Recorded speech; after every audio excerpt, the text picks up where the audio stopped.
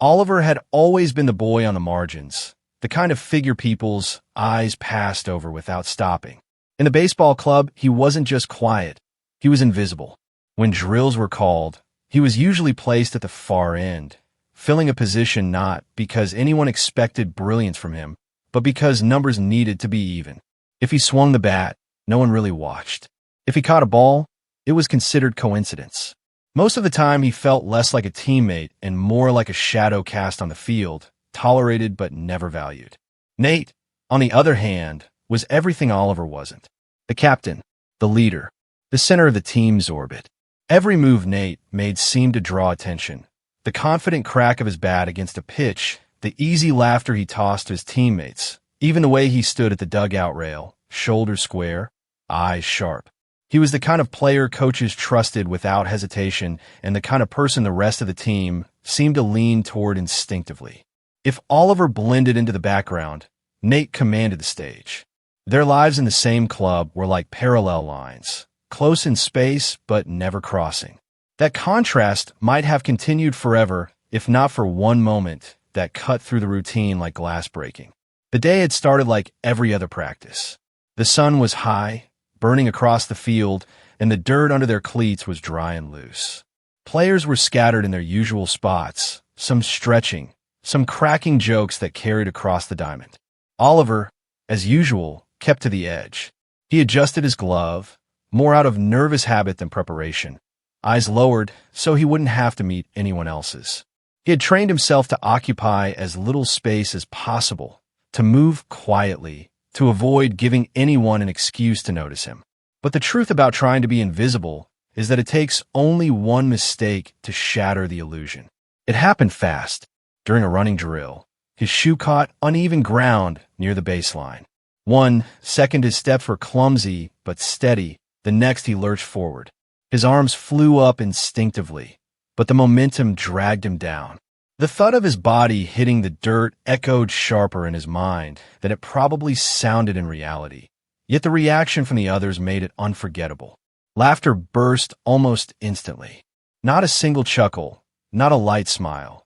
It came in waves, jagged and cruel, like a pack sensing weakness. A couple of players actually pointed, bending at the waist, as though the sight of Oliver sprawled face first on the ground was the funniest thing they'd seen all week. Words followed, half-muttered jabs just loud enough to sting. Nice one. That's what happens when you try to keep up. Maybe you should stick to scorekeeping. Oliver froze where he was, heat rushing up his neck and into his face. He knew better than to react. If he scrambled too fast, it would look like panic. If he stayed too long, it would look like surrender. His hands pressed in the dirt, fingers shaking slightly as he debated which humiliation was easier to bear. His instinct screamed to gather himself quickly and vanish to the side before the moment grew bigger, before their laughter solidified into something that followed him for weeks. But before he could move, something unexpected cut through the noise. A shadow fell across him. Strong fingers closed around his forearm, steady and sure. Oliver looked up, expecting mockery and a smirk, maybe another teammate deciding to drag the moment out for entertainment. Instead, he met Nate's eyes. The captain wasn't laughing. He wasn't smirking. His face was serious, his gaze steady, as if he were entirely unaffected by the chorus of amusement behind him. Without hesitation, Nate pulled him upright, his movements decisive, almost matter-of-fact. There was no grand performance, no loud "come on, guys" speech to the others. Just a simple, clear gesture. You've fallen, and I'm not leaving you there. The laughter dimmed, not instantly, but noticeably. It faltered in the air, cut down by the weight of Nate's presence. No one dared mock him directly. A few glanced away, embarrassed perhaps, though none of them would admit it. The sound of voices dropped back to the casual rhythm of practice, as if nothing had happened. Oliver stood, awkwardly brushing dust off his uniform, but his focus stayed locked on Nate. He had no words. His throat was tight, his chest still buzzing from the humiliation that hadn't fully faded. He wanted to say thank you, but the words stuck. Nate didn't wait for them anyway. After making sure Oliver was steady, he gave the faintest nod. Not condescending, not performative, but real, and then stepped back toward the rest of the team as though nothing unusual had occurred. Yet to Oliver, it was the most unusual thing that had ever happened in that club. For the rest of practice, Oliver couldn't stop replaying the scene in his head. The fall, the laughter, the sudden silence when Nate intervened. Most of all, he kept circling back to that expression, the calm certainty in Nate's eyes, the absolute refusal to let the moment become cruelty. It wasn't pity. It wasn't for show. It was recognition, sharp and undeniable. And that, more than the sting of laughter, was what left Oliver rattled. Someone had finally seen him. Not the clumsy background player, not the boy everyone ignored. Nate, the one person who never needed to notice him, had chosen to. And in doing so, he had shown the entire team that Oliver was more than a mistake to laugh at. For Oliver, that small gesture burned louder than every cruel voice on the field. Something had shifted after that fall on the field, and Oliver could feel in ways he struggled to put into words. Nate hadn't treated the moment like an accident worth pity or a joke to drag out. He had treated it like something ordinary, as if helping Oliver stand was the only logical thing to do. But in the days that followed, the ordinary didn't stay ordinary. What startled Oliver most wasn't the memory of laughter, but the strange new weight of being noticed. And not just once. Nate kept noticing. At first, it was subtle. After drills, while the rest of the team clustered in noisy groups, Nate would linger near the benches instead of charging off with his usual circle. He would toss a half smile in Oliver's direction, not the practice grin he used with everyone else, but something quieter, more deliberate, like he was signaling without words. Then came small questions asked in the spaces between activity. You heading out now? Long day. Questions no one else bothered to ask. Soon it grew into more. Some afternoons, when the others scattered to locker rooms or hung around joking in the parking lot, Nate would fall in a step beside Oliver, as if it were the most natural thing in the world. He never announced it. He never made a scene. He just walked with him like their paths had been aligned all along.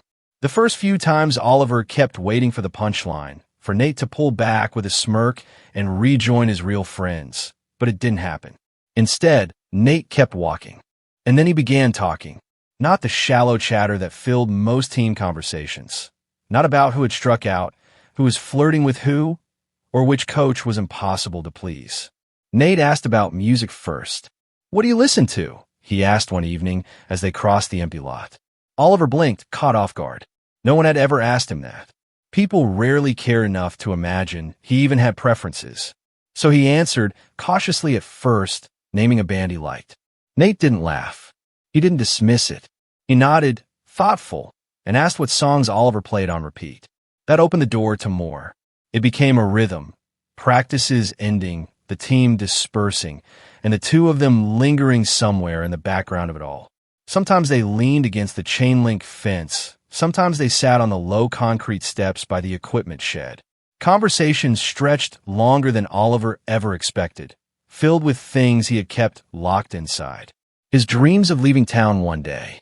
His fear that he wasn't meant to be more than background noise. His half-formed thoughts about how easy it was to vanish in plain sight. Nate listened, not politely, not distractedly, but with focus that unsettled Oliver. The captain everyone expected to lead with strength and certainty wasn't just nodding along. He was engaging, pressing gently for more. What do you mean by vanish? You ever feel like being quiet is easier than trying to explain yourself? The questions weren't surface level. They dug, and Oliver, against his own instinct, found himself answering. It didn't take long before Nate began offering pieces of himself. Fragments of honesty slipped between his words. One night, after a grueling practice, he admitted that sometimes he hated the captain's badge stitched on his uniform. Everyone looks at me like I know what I'm doing, he said, eyes fixed on the darkened field. Like I've got the right answers. But most days I'm just faking it. Oliver had stared, stunned, because the idea of Nate, perfect, confident Nate, faking anything felt impossible. Yet Nate's voice carried a weariness he couldn't disguise. I get tired, he continued, quieter. Not just from the games. From always having to be the version of me people like. The one that's always steady, always reliable. It's like they see a role, not me. That confession lodged itself in Oliver's chest. It made him realize that beneath the flawless surface everyone admired was someone who wasn't so different from him after all. A boy trapped by expectations, weighed down by the image others demanded. The difference was that where Oliver disappeared into invisibility, Nate disappeared into performance. Both of them, in their own ways, were unseen. The more they spoke, the sharper the contrast became. The captain and the outsider, the spotlight and the shadow. Yet somehow, they found common ground in the quiet between them. Nate's questions kept peeling back layers Oliver never expected to reveal. He admitted that sometimes he dreamed of leaving practice early, of running until no one could find him, just for the silence. Nate laughed softly, not mocking, but in recognition. I used to climb up on my roof at night, he confessed, just to stare at the sky and pretend I was somewhere else. Stars don't expect you to be anything. They just are. There was something provocative in the way Nate said it, as though daring Oliver to challenge the truth of it. But Oliver didn't. He understood too well. What unsettled Oliver most wasn't just the conversations themselves, but the risk woven into them. If the team noticed, if the wrong person caught sight of Nate peeling away from his circle to stand with him, whispers would spread. And yet Nate didn't seem to care. He wasn't reckless about it, but he was deliberate. Each time he chose to stay near Oliver, each time he asked another question no one else bothered to, it felt like a decision. And that decision carried weight. Oliver felt it pressing in around them, an invisible tension laced with the danger of being noticed. Every word, every stolen stretch of time after practice became more than just conversation. It was proof that the untouchable captain saw value where no one else had bothered to look. And though Oliver didn't fully understand why Nate kept coming back, he couldn't deny the truth. It was changing him. For the first time, someone wanted to know the thoughts he had never spoken aloud. For the first time, someone listened as if those thoughts mattered. And that someone was the one person Oliver would have least expected, the boy who had everything, the boy everyone followed. And with every new question Nate asked, every honest fragment he revealed, the fragile distance between them thinned. It was no longer just about a fall on the field or a single moment of kindness. It was about the quiet that belonged only to them, filled with words that carried more weight than either of them could admit. The shift began on a Tuesday drill, the kind of practice that leaves dust in your throat and a whistle ringing in your ears long after the field clears. The coach had the infield running cutoffs while the outfield tracked high pops into a washed-out sky. It should have been routine, Oliver quiet at the margins, Nate at the center, the team orbiting him like always. But routine broke in the smallest ways first, and everyone sensed it before they understood it. Oliver noticed the looks, brief and curious, when Nate paused by the fence where he'd taken to tying his cleats. He noticed how Nate's questions arrived between reps. What track did you mention yesterday? Did you finish that book? And how the answers stretched a fraction too long for teammates who thrived on speed. Those seconds became visible. On a competitive field, anything visible becomes a story. Stories don't need facts to spread. They need timing. A mistimed throw. A drop ball. A captain calling across the grass, not to his usual circle, but to the boy on the edge. Oliver, take left center, Nate said, voice even like he was rearranging pieces on a board only he understood. Heads turned. It wasn't an accusation. It wasn't a rescue. It was a choice, calm, public, and impossible to ignore. By the next rotation, a pair of players on the sideline were whispering with the particular confidence of people who think they've caught something others missed. The words didn't carry, but the tone did. Amused, testing, sharp. When the coach barked orders and the drill tightened, the whispers sharpened with it. Someone chuckled after a routine catch, as if laughter were punctuation. Someone else added a comment that sounded like praise but bent just enough to sting. Look at Oliver, promotion day. It landed in that gray space where you couldn't complain without seeming thin-skinned. Nate didn't flinch. He returned his place, read the field, called the next cut. If it bothered him, he buried it beneath the captain's voice. But burying is not the same as erasing. and the team's attention has its own gravity. By water break, the air had changed. Oliver could feel it in the way conversations paused when he approached, in the way a joke would be delivered to Nate with a sideways glance in his direction, as if he were the punchline and no one wanted to say it out loud. He kept his eyes on the paper cup in his hand, listening without reacting, the old strategy that had kept him alive in rooms like this. It had always worked until now. The ache wasn't from the jokes he could endure. The ache came from measuring the distance between Nate's steady presence yesterday and the careful neutrality settling over him now. It was subtle. Fewer questions, shorter answers, gaze fixed past Oliver's shoulder when others stood close. Not rejection. Not yet. But caution was creeping in, and caution leaves a specific cold. After practice, the locker room hummed with the usual clatter of cleats on concrete, the scrape of benches, the clash of bravado. Rumors travel best in those echoes. A player claimed he'd seen Nate and Oliver planning strategy, after dark, the way someone says planning when they wanted to sound like something else. Another wondered aloud if the captain was mentoring projects now, a line delivered with a grin crafted for approval. Nobody used ugly words. They didn't have to. The room filled with that particular laughter that pretends it's harmless. Oliver kept his head down, slower at his locker than necessary, letting the noise pass over him like rain. He couldn't stop. When he finally risked a glance toward Nate, he found him locked in conversation with two seniors, posture squared, expression disciplined. Leadership face. It was built to withstand pressure and to deflect anything that could crack it. The next practices followed a pattern that felt engineered to test them. Nate showed up early, as always, ran the warm-ups with crisp authority, corrected footwork, demanded sharper throws. If he drifted toward Oliver, it was only by inches, and always when others were turned away. He didn't withdraw completely. He couldn't without looking like he had something to prove. But the quiet spaces they had carved after training thinned. A teammate lingered where the fence once made a pocket of privacy. Another loitered by the shed, where conversations used to stretch. The field is open ground, but it can still close in.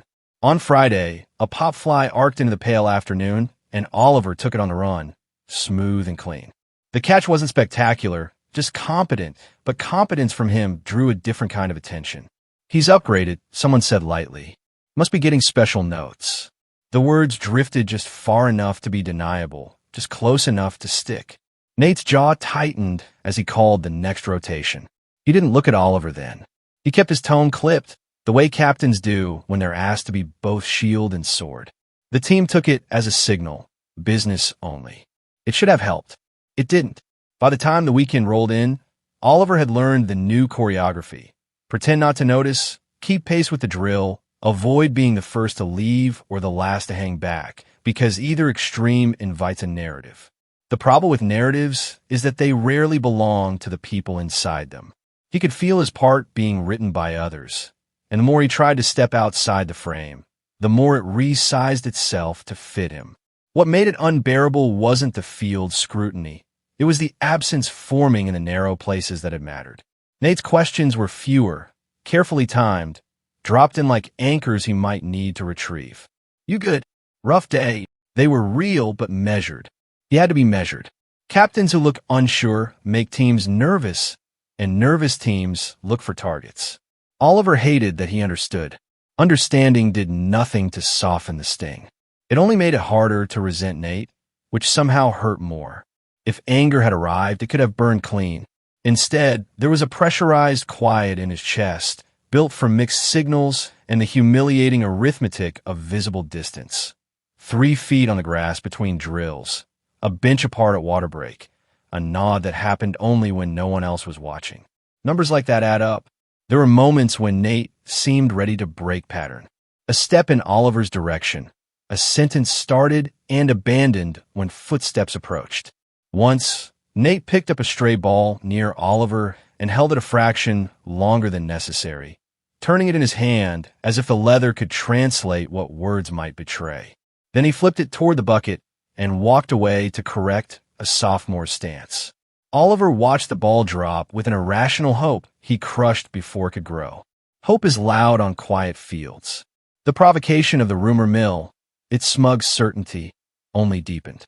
Someone joked about captains having projects. Someone else asked if Oliver planned to be assistant coach by summer.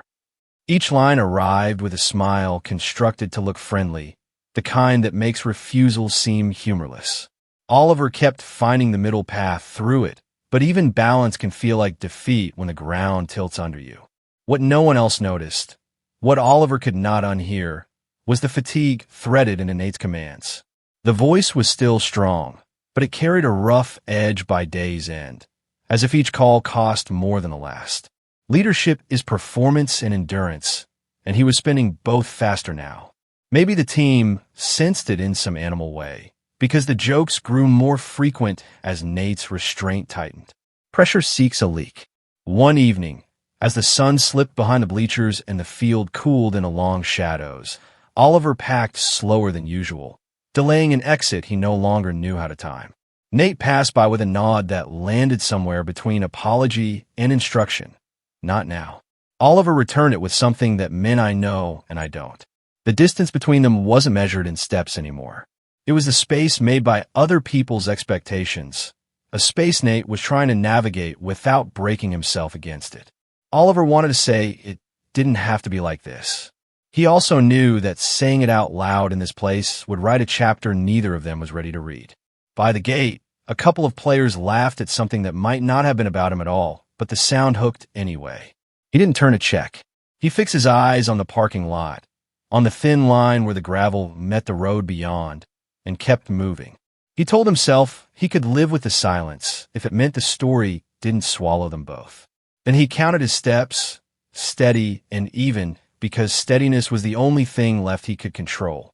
The air after practice carried a different weight that evening.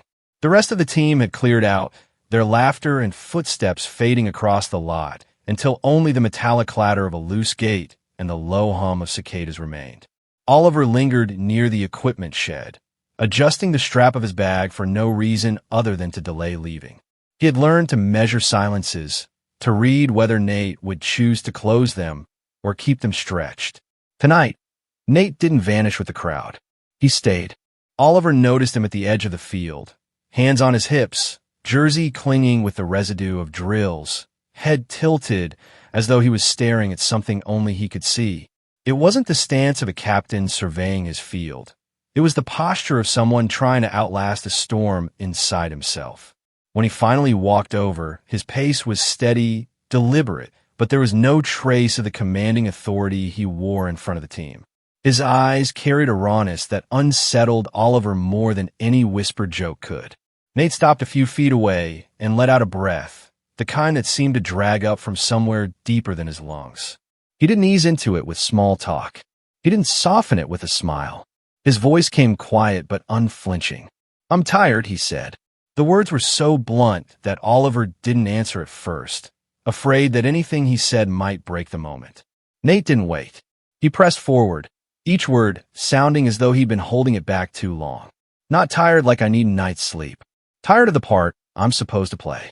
Every time I walk onto this field, it feels like I have to become the version of me they want. Captain, leader, someone who doesn't falter, doesn't doubt, doesn't feel like he's drowning. I'm exhausted from pretending." The confession poured into the quiet. Oliver's grip tightened on the strap of his bag. He had never heard Nate sound like this, stripped of certainty, stripped of performance. On the field, Nate's commands cut clean, steadying everyone else. But here, without an audience, the cracks showed. And instead of weakness, Oliver saw something terrifyingly human. Nate raked a hand through his hair, frustrated at himself. "It's like every move I make is being graded. Every word I say has to land exactly right. I can't laugh at the wrong thing. Can't get angry when I want to. Even silence feels like a trap, because if I don't fill it, someone else will fill it with their own story about me. I've spent so long being that guy for them, I don't even know where he ends and I begin." He looked up at Oliver then, and the sharpness in his gaze wasn't anger. It was desperation, the kind that comes when someone has carried too much for too long. "But when I'm around you," he stopped, let the sentence hang, then forced it out anyway. "I don't have to perform. I don't have to adjust myself to fit. You don't expect me to have the right answer. I can just be, and it doesn't feel wrong. The words hit Oliver harder than any insult ever had. He felt heat rise in his chest. Not embarrassment, but something more dangerous. Responsibility. He hadn't asked for Nate's trust, but now it was here, raw and heavy, and it scared him because he wanted it. Nate's voice dropped lower, steady but laced with defiance. I can't keep hiding behind a role they've built for me. Not if it means losing the only place I feel like myself. Even if it makes the team uncomfortable. Even if it costs me the version of respect they're used to. I don't care anymore. He shook his head, almost laughing at himself, though there was no humor in it. I'd rather disappoint them than lose who I am. The silence that followed wasn't empty. It was thick, charged, vibrating with all the implications neither of them dared name. Oliver wanted to speak, to tell him that he understood the weight of disappearing into expectations, that he had been doing it his entire life. But the words stuck in his throat. He realized then that Nate hadn't come looking for advice or solutions. He had come to put truth into the air, to stop it from suffocating him inside. And yet, Oliver managed to say the one thing that mattered. His voice was quiet but certain. You don't have to hide from me. Nate's expression shifted, some of the strain softening, though the fire in his eyes didn't fade. He nodded once, sharp, like he was locking that promise in place. Good, he said, because I won't. The bluntness of it left Oliver's pulse racing. There was no hesitation in Nate's tone, no caveat or apology. Just a decision. A choice made in the dirt and the dimming light, away from the team's noise, but louder than anything Oliver had heard all week.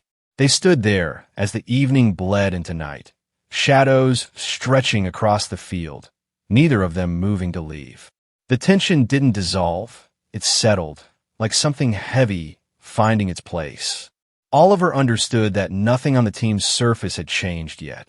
The whispers would continue, the pressure would build, but inside this small pocket of honesty, everything already had.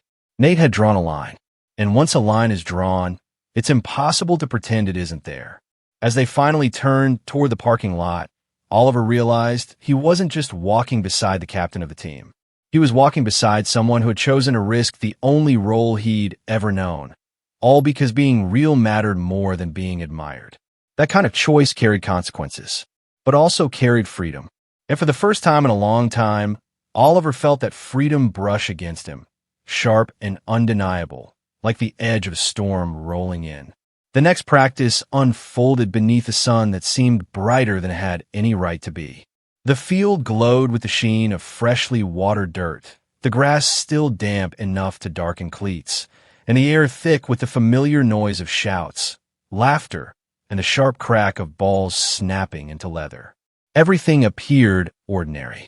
The drills, the banter, the restless energy of teammates who thrived on noise.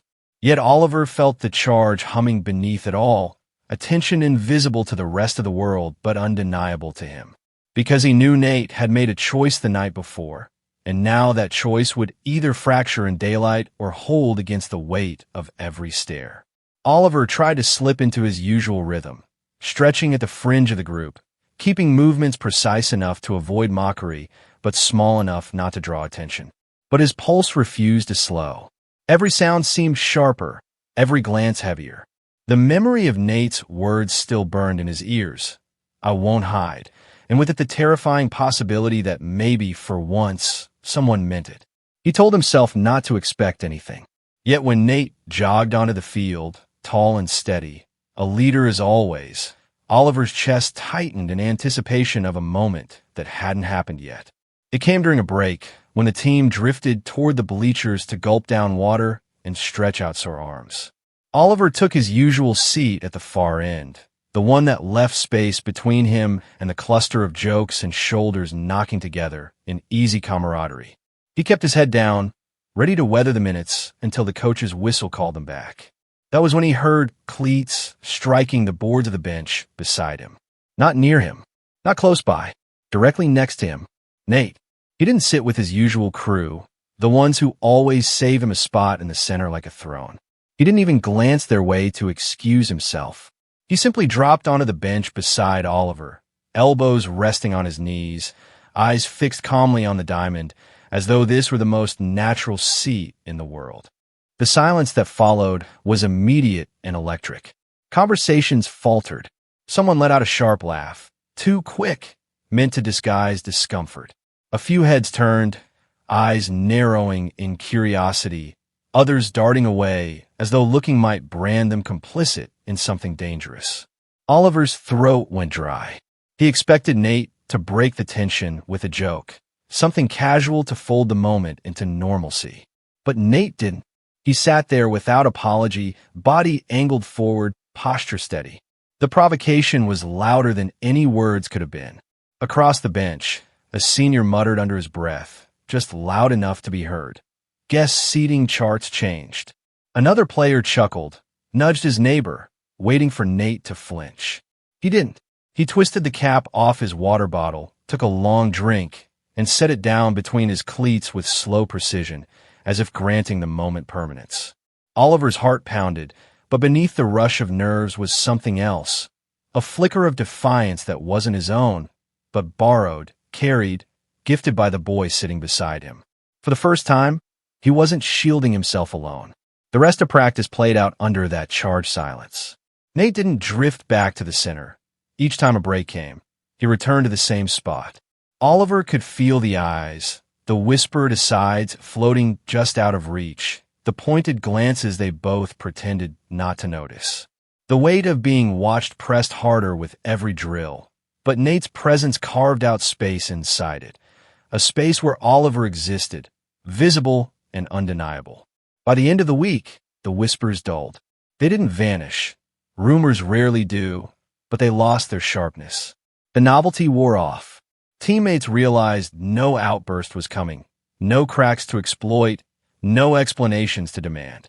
Nate's refusal to react drained the power from their commentary. And when the captain of the team treats something as normal, eventually others fall in line, whether they agree or not. For Oliver, the change was subtle but monumental. No one openly challenged him anymore. The stares softened into glances, the jokes faded into mutters, and the mutters dissolved into silence. He wasn't suddenly popular, wasn't suddenly central, but he was no longer invisible. The boy who once blended into the edges had become impossible to erase, not because he demanded it, but because Nate's choice forced the team to acknowledge him. The real victory wasn't loud. It wasn't a confrontation, a speech, or a fight. It was the steady rhythm of small, undeniable acts. Nate choosing the same bench every day, pairing with Oliver during drills without hesitation, nodding to him in front of everyone as though it required no explanation. Each choice stripped away the illusion that Oliver was a shadow. Each choice rewrote the story teammates told themselves about who mattered on this field. And Oliver felt it deeply in every breath.